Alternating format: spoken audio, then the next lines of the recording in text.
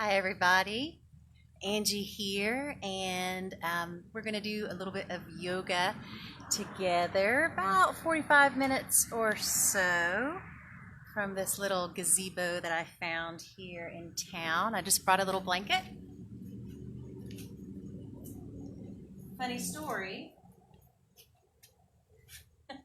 I was actually going to do this in my backyard, which I often do, but when I walked out there to set up, it was like everyone had decided to do yard work. So everyone was running their lawnmowers. And it was pretty dark in my living room. So this is the alternative. But I kind of love that that happened because it really gives me the opportunity to kind of walk the walk instead of just talking the talk, and being flexible not only in the body, but having that psychological flexibility, that mental flexibility as well. So, hey Cindy, thanks for joining us. Without further ado, we will go ahead and get started. Just setting this up where we can see. And so we'll start in a sitting position. You may or may not decide to use blocks for our practice, as well as, if you have one, a strap. We will be doing some strap work later, so go ahead and grab whatever props you need. And then come on back, bring your hands at your heart center. Namaste. And so just taking your time, finding a comfortable sitting position to be in. Sometimes we might sit on the edge of a blanket, or we could even sit on the edge of a block, which is not as comfortable, but it does give you a little height for the hips. And what that does is it helps, if you're really tight through the hip flexors and the hips, it helps to provide a little more space and height so that the knees can, or the hips and hip flexors rather, can relax, and the knees can move downward a bit more. And we have a lot more space in the lower back as well. So either closing your eyes, or you can send your gaze down the tip of the nose toward the ground out in front of you. Just coming into your own unique rhythm of breath. Like I said, I'm in town, and so there are some distractions in the external world, just like you might have where you're practicing. And so here again, it's just an opportunity to go inward, kind of find that center, no matter what else might be happening at the moment. Haley, thanks for joining.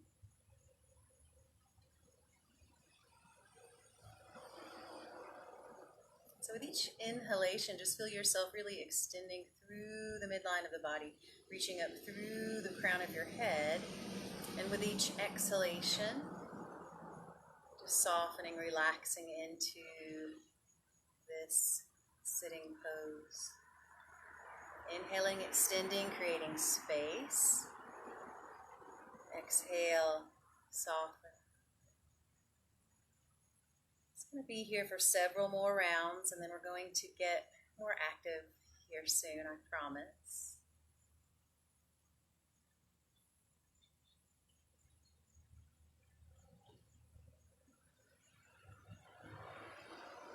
Just a couple more rounds like that. Inhaling, extending through the spine. Exhaling and softening through the body. Relaxing your mind. One more breath here.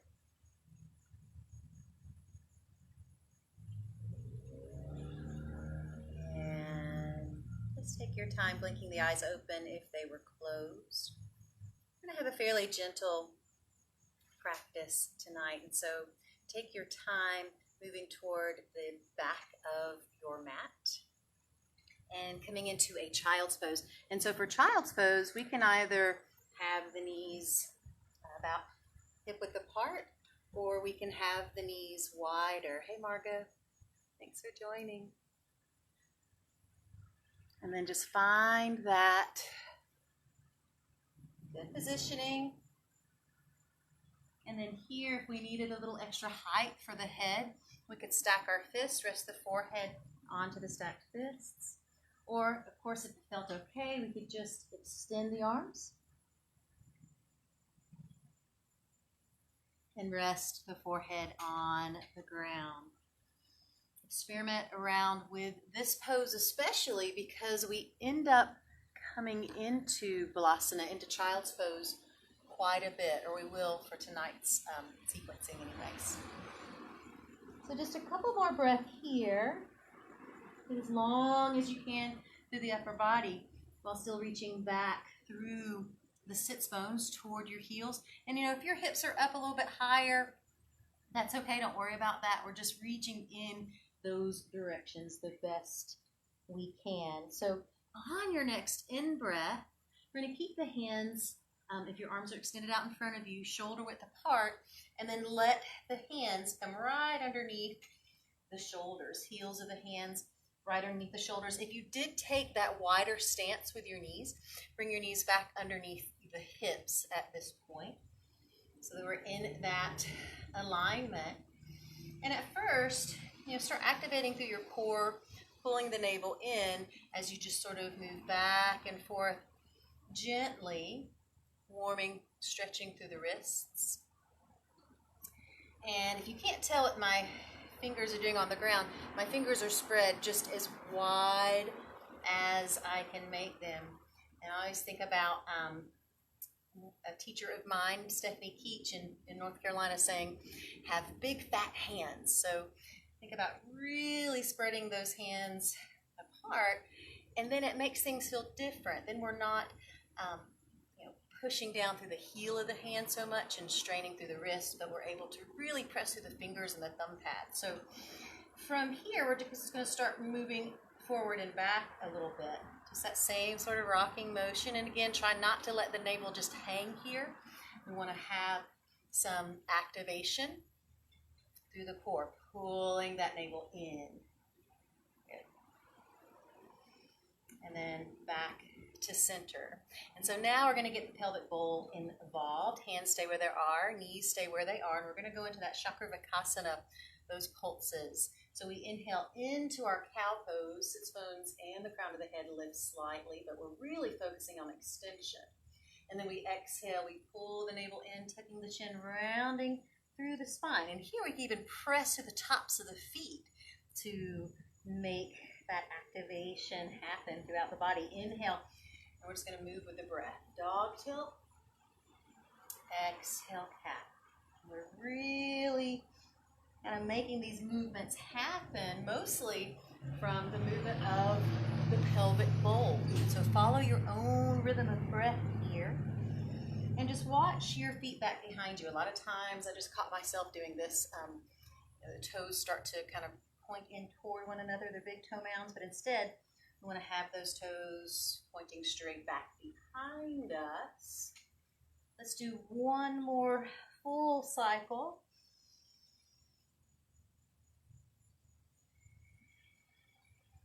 And then coming back to that neutral positioning, back to your child's pose. Knees are either together or they're apart. And maybe this time, if it felt okay and it's not too much weight on the head, we could bring the arms by our sides. Really melt the shoulders forward, rounding them forward while still reaching the hips back toward the heels. Breathing deeply.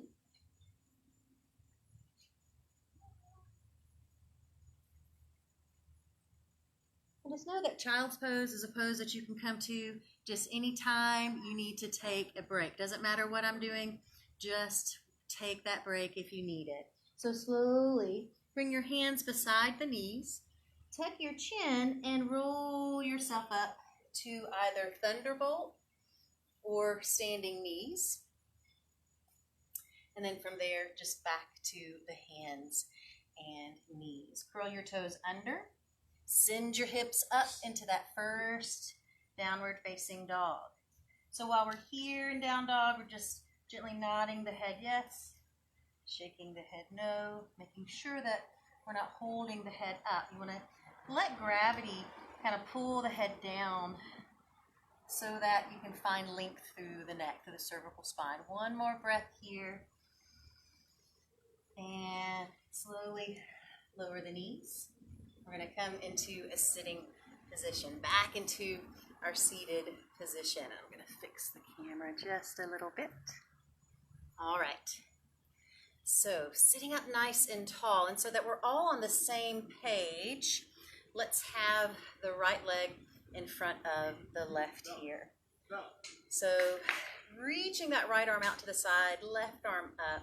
We're just going to come into a gentle side bend. So here's where you may or may not use the block, just depending on what's comfortable for you, to put under that right forearm. And so the temptation here is that sometimes we'll let that left hip come off of the ground, because then if we do that, we can reach further over to the right, but then we've lost the stretch. And so we're pressing through this right forearm, or kind of through the right hand if the hand's on the ground, while at the same time keeping that left hip grounded and reaching through the left side of the body through the fingertips. You could either turn your head, look down at the ground on your right side, look out in front of you, or if you can find this kind of spiraling action in the left side of the chest, you could spiral it towards the sky and then look up. Wherever you are, make sure you can breathe, make sure there's no pain, and then slowly make your way back upright.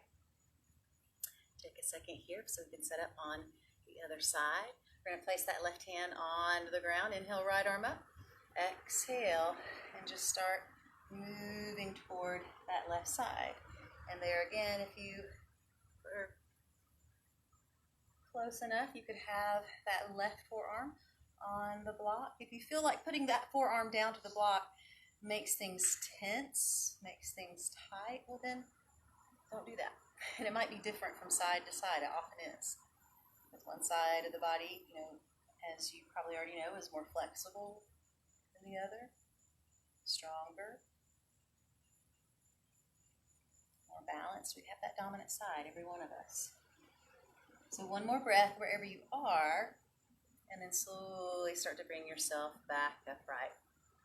Scoot back just a little bit. We're going to keep the legs crossed like they are. Bring your hands back behind you. Roll the shoulders open, and let this position just help you sit up as tall as you can and find as much length through the spine as possible. And then we're going to get in touch with that pelvic bowl again, start moving into the dog tilt, coming forward into our fold. And so, you might be up high in your fold, and that's okay. We're going to keep the sits bones grounded, and so if coming down low makes your sits bones come off of the ground, then that is an indication we need to come up a little bit higher. Wherever you are, just breathing. Take 3 more deep breaths here. If you do have a block and you're a little lower, you could use your block at its tallest level and rest the forehead, making it more of a restorative fold. 2 more breaths.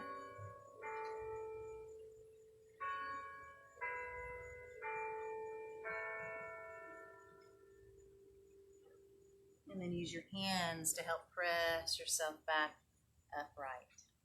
Forward folds are really good to practice in the evening because they're calming, and it's a nice sequence to practice when we're getting ready to be restful and to go to sleep at night. So we're going to come back to that same little sequence, side bends and then forward bend, but before that, we're going to come back to the hands and the knees. So just make sure that it's that right leg that's in front.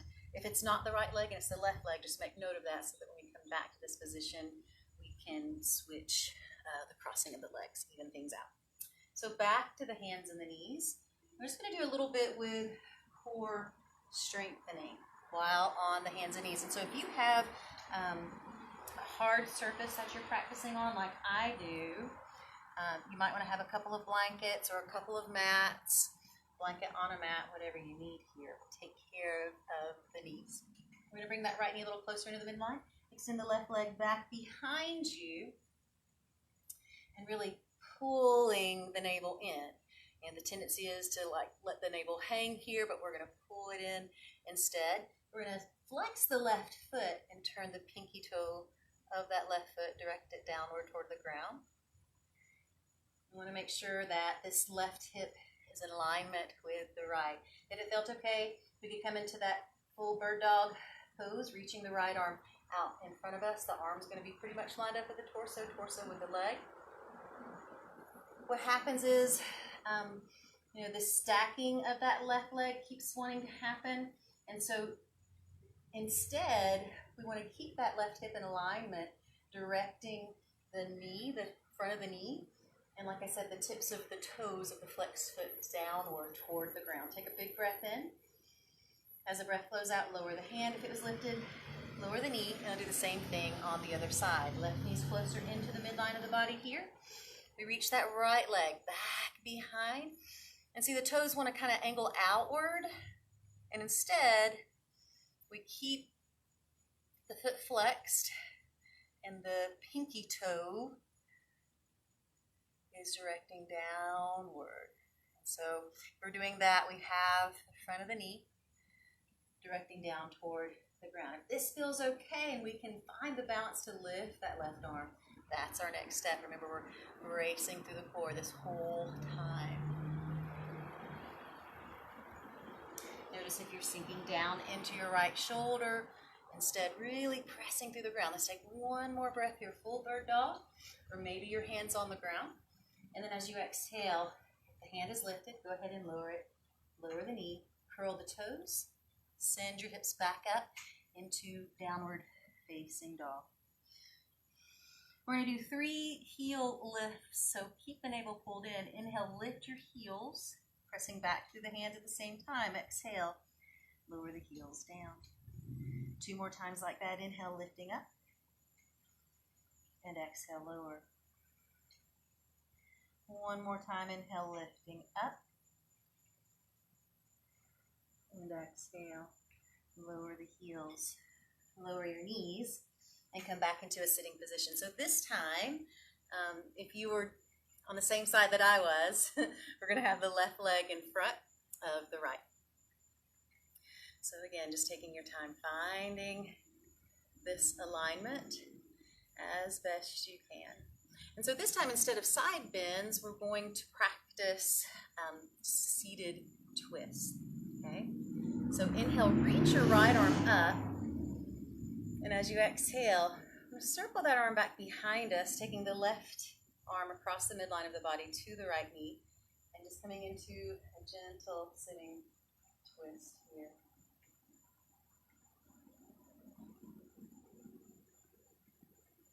And so with the right shoulder, that's the shoulder back behind you.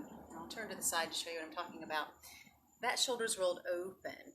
And so, if you have this kind of thing happening where the shoulder's rolling forward, it might mean that you're either not in alignment or that you've maybe pressed beyond where you need to be in that twist. So instead, just think about rolling that right shoulder open, and then that right hand comes wherever it feels natural to be placed behind you.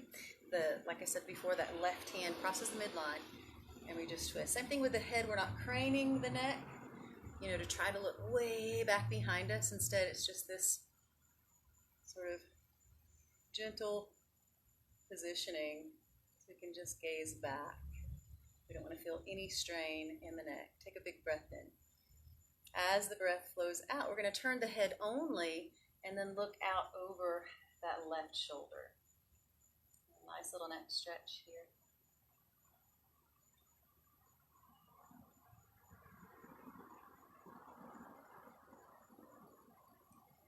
And slowly start to make your way out of the twist. Same thing other side. This time, that left arm reaches up. And let the reaching of the arm up towards the sky make you taller, help you extend and get really tall. And then as you exhale, again, just rolling that shoulder open, circling that arm back behind you, taking the right arm across the midline to the left leg.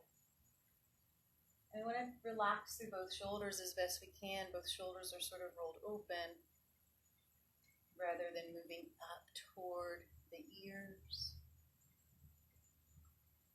Think about the chest being expansive. And little by little on every exhalation, you're moving the navel, because the navel is what leads your twist. Okay, so you're moving that navel toward your left side, even if it's, just thinking that you're moving it to that side. That's what we're working toward. One more breath. And then slowly start to turn the head only, looking out over that right shoulder. Relaxing through the right shoulder. Slight little tuck of the chin toward the shoulder. Just to really relax and lengthen through the neck at the same time.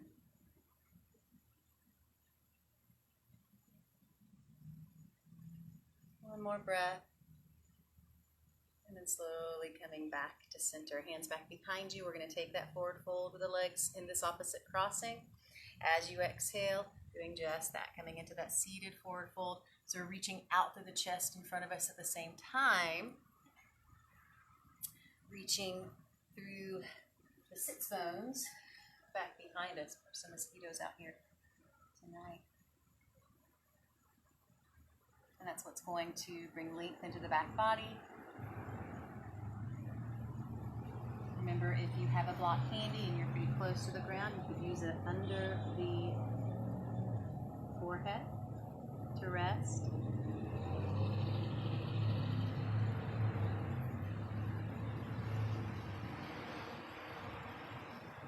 One more breath here.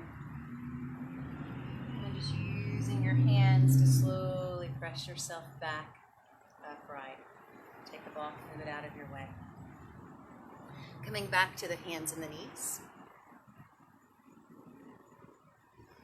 Curling your toes under, sending the hips up into downward facing dog. And so staying in down dog, I'm going to move out into the light.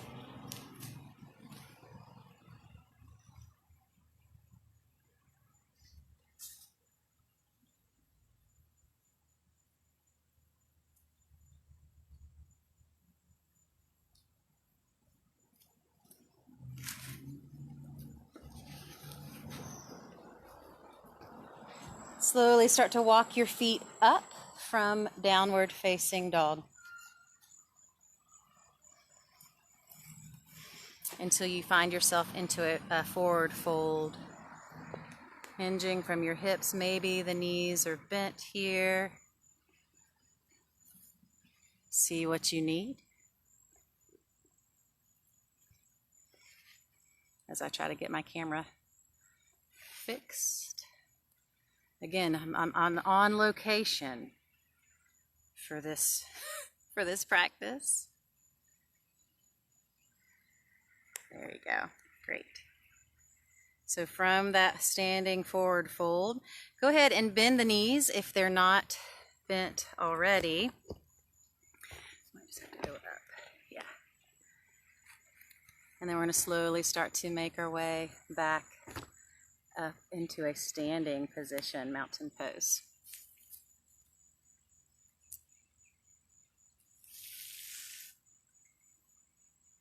So, mountain pose, Tadasana. So, for mountain pose, we can have our feet about hip width apart. Let's start there. And really rooting down as best you can through all four corners of your feet. And so if you want to try to find those four corners, you lift your toes up and you spread your toes wide. And then keep that spread of the toes as you lower them back down. That gets you in connection with those four corners of the feet. And what that does for us is it helps to activate through our legs. So hands at the chest, inhale, reaching out and up, looking up. As you exhale, take the hands down the midline of the body and fold forward, hinging from your hips. Inhale, up part way, flatten your back here. Exhale into your fold. Inhale, sweep your arms out wide, coming up. Exhale, slide the hands down to rest at the chest. We're going to come into a full salute now, but we're not going to rush through. We're going to take our time. So inhale, reaching the arms out and up. Exhale again, pull down through the midline as you fold. Inhale up partway, flat back. Exhale into your fold. Hands to the mat, even if it means you need to bend your knees. And we're just going to step the feet back into plank for a full salute. Let's lower the knees. Hug the elbows in as you lower down with control onto your belly. And then inhale, cobra. Exhale, lower. Inhale, press to the hands, coming onto the hands and the knees. Curl the toes under. Exhale, downward facing dog here.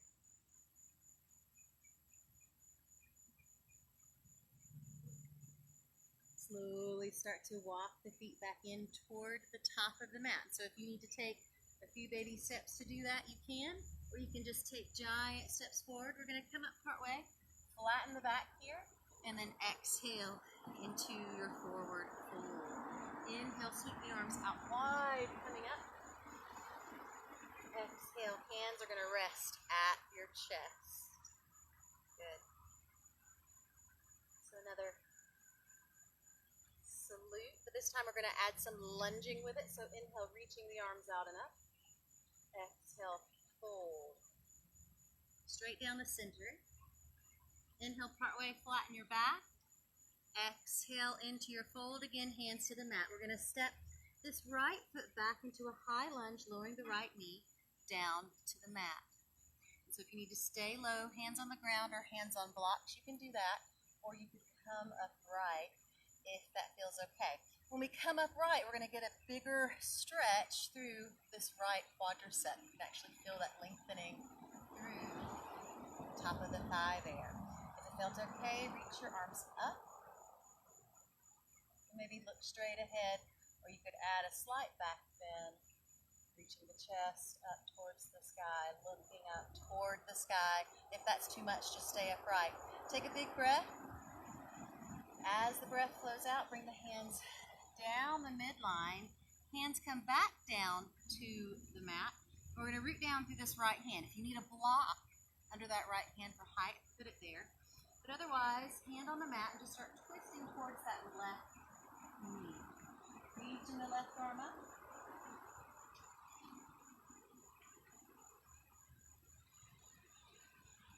Maybe turning, looking up towards the sky. One more breath wherever you are. And then slowly making your way out of that lunging twist. We're going to step back into plank. Shift forward on the toes. Lower the knees and lower all the way down to the belly. If you want to practice full chaturanga, you can. Inhale, cobra or up dog. Exhale, lower. Inhale, hands and knees or plank. Exhale, downward facing dog. Then stepping that right foot forward, lowering the left knee down to the ground. And so you might have your hands on the mat, or maybe your hands are on blocks. If you can come up a little higher, then bring your hands to that right thigh. We're going to get that big lengthening stretch through your left quadricep when we come up right. But if that's too much, remember to stay low. Okay, listen to your body. From there, maybe we go a step further and reach the arms upright, upward salute. So here, it's like we're trying to draw this right heel back while at the same time pressing that left knee forward. That's going to keep us in alignment. It'll keep us safe. Take a big breath in. As the breath flows out, bring the hands down the midline and then back to the mat. We're going to reach and kind of root down through this left hand and twist towards our right side this time. So remember, if your hand on the ground needs to be a little higher, put it on a block instead. And you could either look towards the right side or look up toward the sky. And maybe we could reach back and open up a little bit more. If doing so makes it difficult to breathe or brings you any pain, then don't do it. Just back off. Listen to your body. Take one more breath.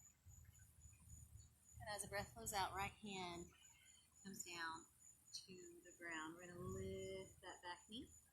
Take your time stepping that left foot in. Coming up partway, flatten your back here. Knees stay in that micro bend. And then exhale and forward.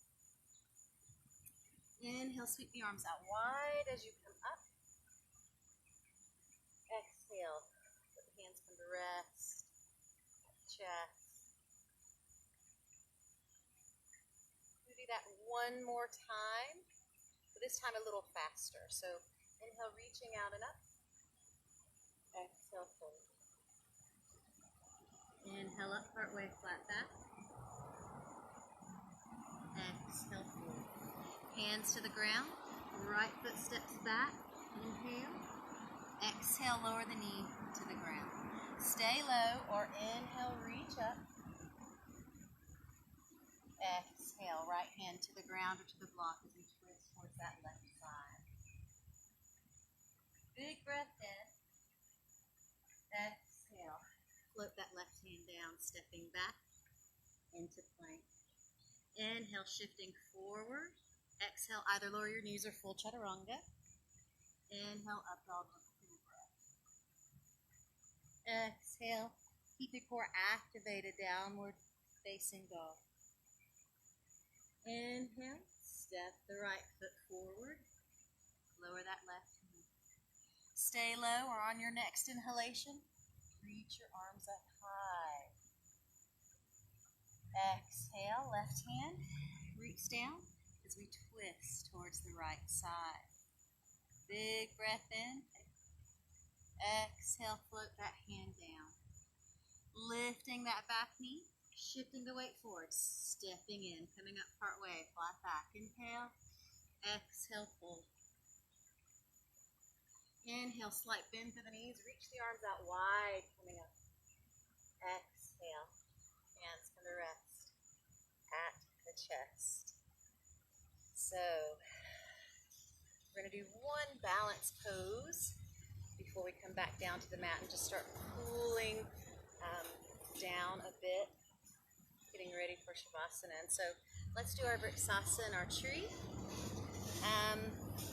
Make sure that you're on a steady ground. Maybe grass might not be the best for balance, and so I'm going to step on the concrete here.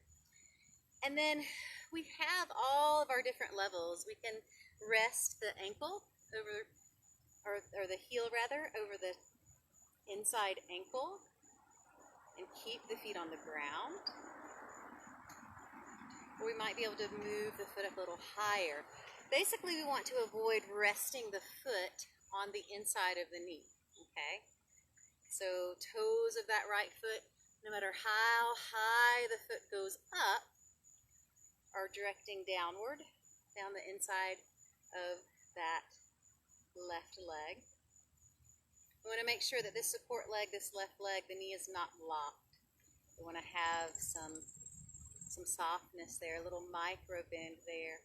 Maybe we keep the hands at the chest. If you have to hold on to the wall or something, or a chair, you can do that too. Sometimes it helps to have the arms out by our sides. Of course, we could have the arms lifting up toward the sky too. Helps in our balance poses to look at something specific in front of us at about eye level, some object that's not moving, and then keep our gaze focused on that object. It's our dristi. Big breath in. As the breath flows out, lowering the arms, lowering the leg, and then just taking a moment before we come to the other side. So when you're ready, shift the weight out of the side that's going up next. And then you might start with that more beginner version. Heel rests over the inside ankle, or the top of the inside ankle. Maybe the foot can travel a little bit higher up the leg. Wherever you place that foot, just make sure to keep it off of the knee. You want the toes of the left foot, in this case, to be pointing downward. And then the hands, the arms, at whatever positioning helps you to balance the best. Notice the difference between practicing this same pose on this other side. Is this your dominant side? Or maybe this is your non-dominant side. Just noticing. Take one more breath.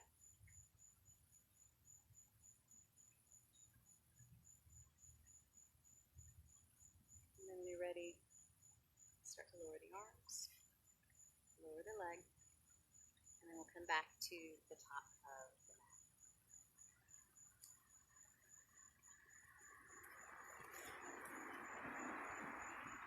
Hands at the chest, inhale, reaching out enough. Exhale, pull the hands down the midline as you fold forward. And this time, walk the feet out to about hip width apart.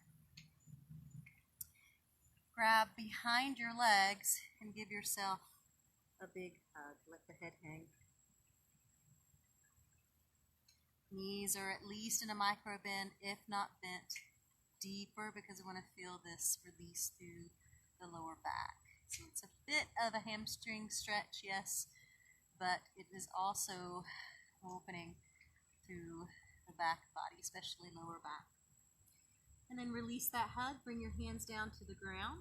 We're going to step back into one last plank, lowering the knees, pressing your hips back into child's pose. Resting there.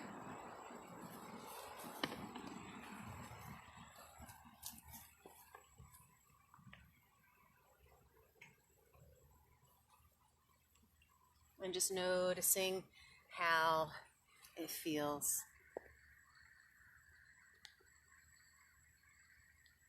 Especially now, taking this pose compared with when we were doing so at the beginning. Inhale, lifting up onto the hands and the knees. And so we're going to do a little bit more with twisting. We're going to do so with our thread the needle twist here. So we'll start by bringing this left arm underneath the right. I'm going to move over to the side, so hopefully I get into the picture here, into the frame. Big breath in. As the breath flows out, left arm comes underneath that right arm, and the left side of the head and the left shoulder comes down to the mat. Now, if that's too much to bring the head down that far, then grab your block or a pillow, whatever you have, and let that give your head a little bit of height, okay? Now what almost always happens here is, since we're twisting towards this right side, the hips are pulling, this right hip is pulling to the right. And so we want to think about bringing that right hip back in toward the midline of the body instead. Right arm then either stretches out, or maybe the hand has to be a little bit closer in, or maybe we reach the arm up and we face the palm toward our right side. See what's available to you here.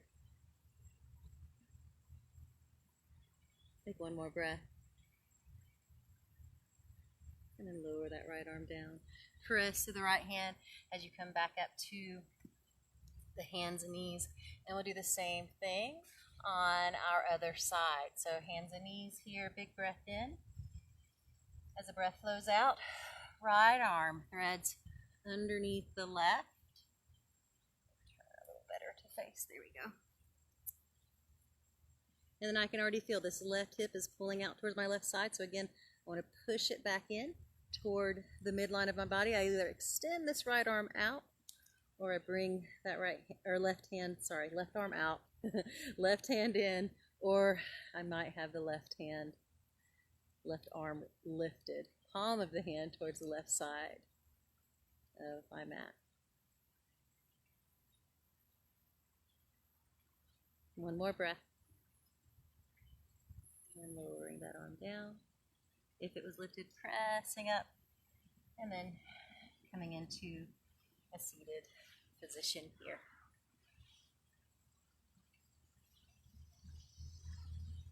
Sitting up. And then we're just going to allow ourselves to roll back, hugging the knees into the chest, rocking side to side. So grab your block, because we're going to come into one little restorative pose, a restorative bridge before Shavasana. So feet are about hip width apart. We're going to have the heels as close in toward the glutes as we can bring them. And then it's just a matter of lifting the hips, trying to either put the block on its side or flat underneath the sacrum. And lifting the head, lowering it back down so that there's no compression through your neck here. You want to keep your head to center, looking straight up rather than turning to look to one side or the other, because we have some of the weight now into the shoulders, and we don't want to hurt the neck by turning the head. So if you do need to turn the head, make sure you lower the hips back down first. And just resting here. If it felt okay, bring that left foot a little closer in towards your midline, extend the right leg skyward. And then maybe start circling that foot in one direction and then in the other. And then lowering that right leg down. If it was lifted, bring it a little closer into the midline, extend that left leg. And same thing here, circling the foot in one direction and the other. And then lowering that foot down, lifting the hips, taking the block out from underneath you, and just placing it off to the side. Take your time finding a comfortable reclined position to rest in for Shavasana, for our final relaxation pose.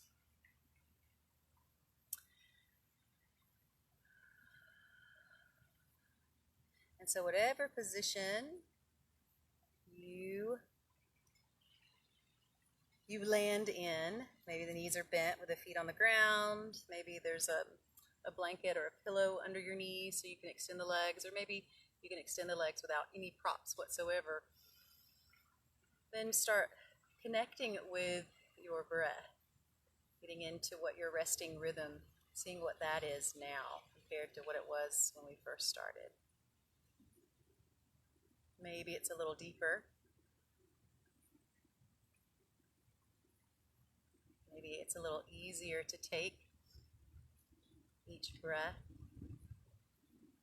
Maybe you notice the breath a little lower in that torso, not so high up toward the collarbone region. Now that it's had a chance to deepen and relax. And then start scanning the physical body, just looking for areas where you might be holding on to tension, looking for areas where you might be out of alignment. It's always good to kind of feel from side to side just how balanced you are, body. So you can feel that through the hips really well, and the sacrum as well. The shoulders, backs of the shoulders. Oftentimes you can tell if you're out of alignment by how you're holding the weight there.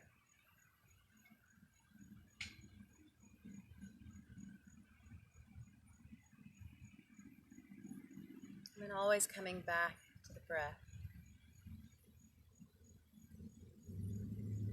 So that practice of scanning the body and that practice of coming back to the breath are just little tricks that we can use, little tools that we can use to keep the mind present, to keep the mind from trailing off, wandering off, which is what it likes to do. And so every time it does that, that's okay. We just acknowledge it gently, without judgment, and then we invite it back to a more present place.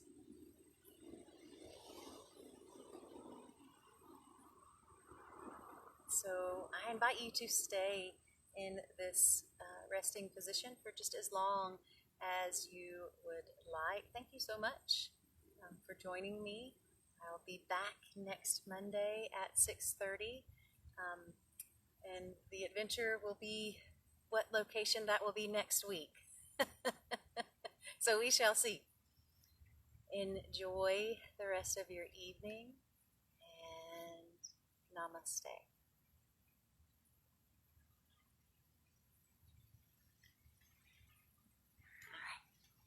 Rest well.